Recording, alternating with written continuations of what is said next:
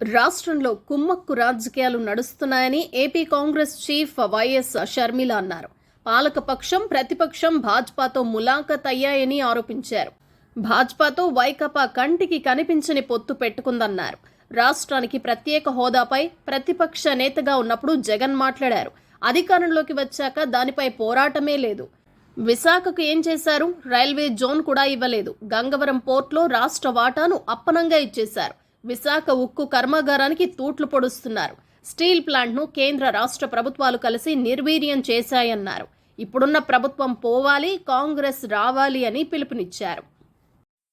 తిరుపతి జిల్లా పుత్తూరు పురపాలక చైర్పర్సన్ పదవి ఇప్పిస్తామంటూ మంత్రి ఆర్కే రోజా తమ నుంచి డబ్బులు తీసుకుని మోసం చేశారని 17వ వార్డు కౌన్సిలర్ ఎస్ భువనేశ్వరి ఆరోపించారు.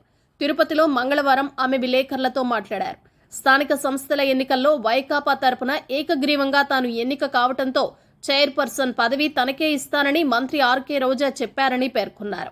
ఈ మేరకు తాను ఆమె సోదరుడు కుమారస్వామిని సంప్రదించగా 70 లక్షలు డిమాండ్ చేశారని, అప్పు చేసి 3 విడతల్లో 40 లక్షలు ఆయనకు ఎప్పుడూ దగ్గరే ఉండే సత్య అనే వ్యక్తికి ఇచ్చామని అన్నారు. తమ ఇంట్లోనే ఇచ్చిన 20 లక్షలకు ఆధారాలు ఉన్నాయంటూ ఈ సందర్భంగా డబ్బును అందజేస్తున్న వీడియోను ఆమె ప్రదర్శించారు. డబ్బులు తీసుకుని మరొకరికి పదవిని ఇవ్వటంపై ప్రశ్నిస్తే 2 ఏళ్లు వేచి ఉండాలని చెప్పారని, ఇప్పుడు అడిగితే సాధారణ ఎన్నికలు ముగిశాక చూద్దామంటున్నారని వాపోయారు. మంత్రికి చెప్పినా పట్టించుకోవటం లేదన్నారు.